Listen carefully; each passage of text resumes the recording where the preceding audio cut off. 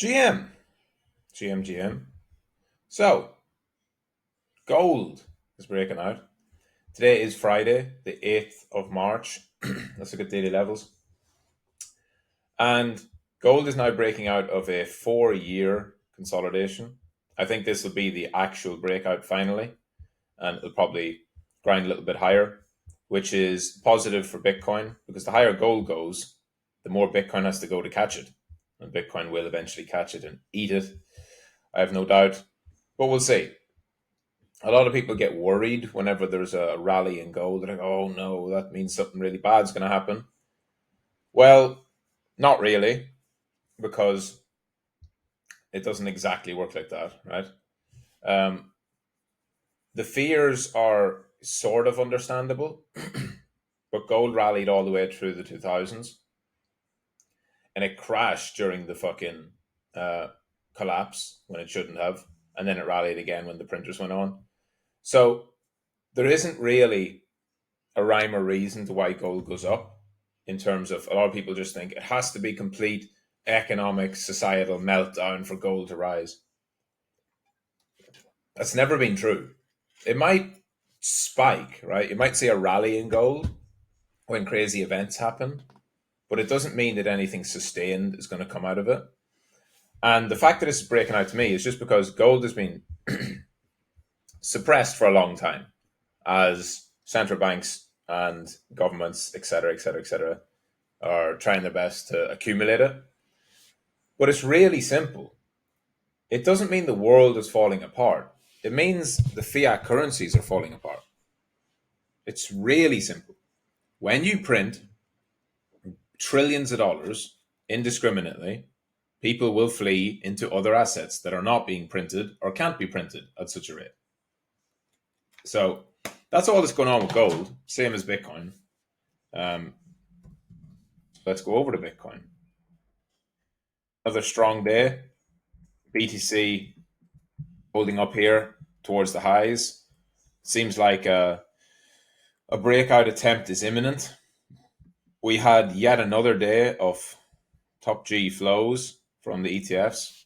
BlackRock at 240 mil. Fidelity with a massive day. Is this the first day they've beaten? No. They beat BlackRock over there. They've beaten BlackRock a couple of days, but this is a big one. 473 into Fidelity. And the rest of them positive or flat. And then 374 out of Grayscale. So the Grayscale selling is probably from GBDC is probably going to slow in the next week or so, as a lot of these big players, like there's probably 5 billion or more that had to be liquidated between FTX and I think Gemini. And Gemini, by the way, Gemini earned, they're actually giving the Bitcoin back, so it's not even net selling. Genesis, I don't know if they had some. Digital Currency Group, if they dumped some. Celsius probably had some on their balance sheet. A bunch of these bankrupt lenders from 2022 and bankrupt exchanges and funds and all that kind of shit had GBDC to sell. And, you know, we've seen 10 billion of selling, right? So I would say the vast majority of those people that are getting out are out. And I would expect to see the selling probably slow quite soon. They're obviously going to sell more when the others are buying more, right? Whenever there's high volumes, the market's active and it's rising, it's the absolute best time to sell. You absolutely should be selling the GBDC right now if you are one of these entities, right? Because prices are up, volumes are high, it's liquid. They're just doing what they should be doing. So overall, another 472 in. Now, this week, we've seen 560, 640, 330, and 470. That is 6 and 5. That's 11, 12, 13, 14, 15, 16, 17, about 20. Yeah, about 2 billion. So we've seen $2 billion of flows this week. Inflows. That's 500 million per day. Now, when you look at where Bitcoin has been this week, since Monday, in the entire week, it has spent the vast majority of it, which actually I'll get a fixed range volume profile. I'll draw it from Monday's open, of the New York Open, that is. Monday. In fact, I'll actually do it on the CME. No, it's 24/7. I'll do it on iBit just to get an idea of exactly where volume has been trading this week. So Monday, here we go, until the night. So look at that. There's the volume profile of iBit. This is where it's been trading. The vast majority of what they've been buying has been at the upper end of this range, meaning they did buy the dip, but the 2 billion this week has mostly been above 65, 66K. So when we look at Bitcoin back over on the full chart, it's absolutely huge. It is really, really impressive, the size and scale of what these ETFs are hoovering up. It's really impressive. And the simple thing is now, when you look at it, where am I going here? 15-minute chart. Is that the same one I was on? Or have I got a different chart?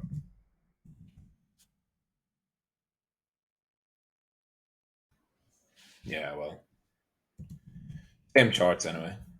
We'll just turn back on the bands and knock off those drawings.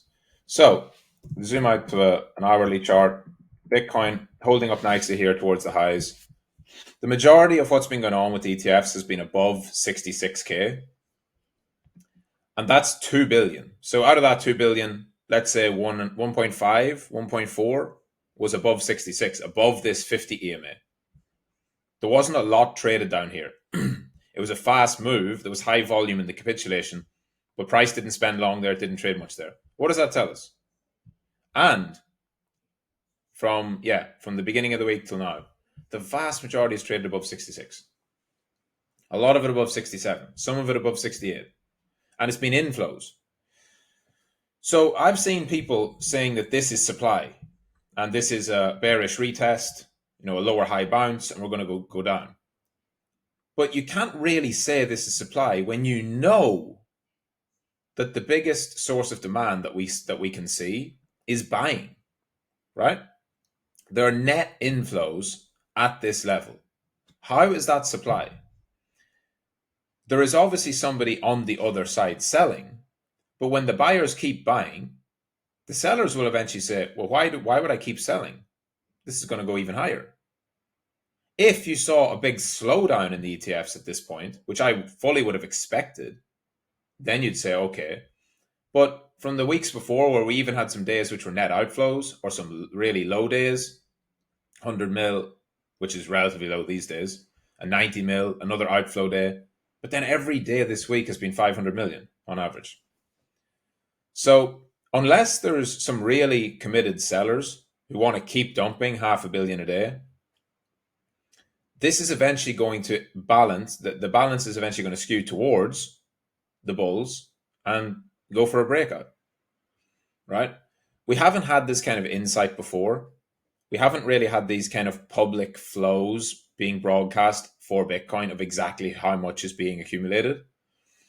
And outside of grayscale selling and outside of some, OGs and whales who want to take a bit of profit up here, which is totally normal, it looks like the ETFs are saying, yeah, like the ETF buyers, the issuers, the people selling it, the people out and telling their clients, we're accumulating here because Bitcoin's going to 100K or whatever.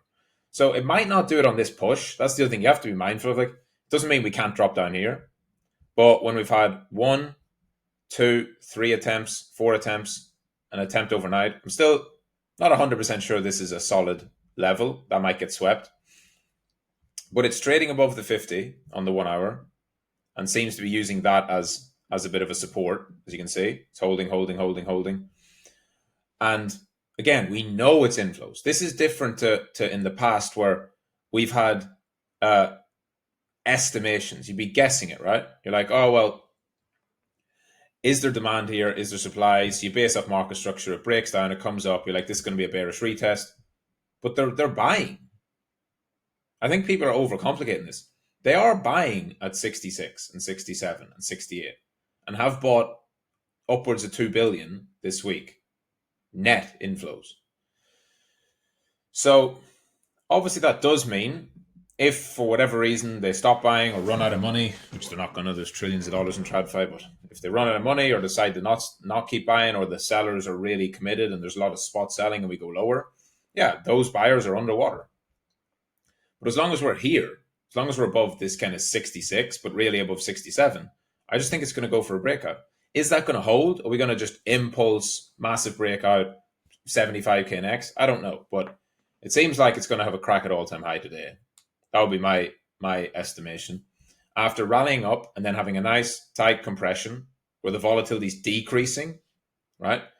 What happens when you have Wednesday and Thursday, when you've 2 days that go from more volatile to less volatile, really compressing, and you know that this was all accumulation by ETFs?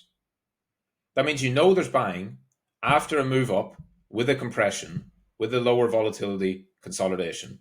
That's typically bullish. That generally leads to an upside break, a move to the upside.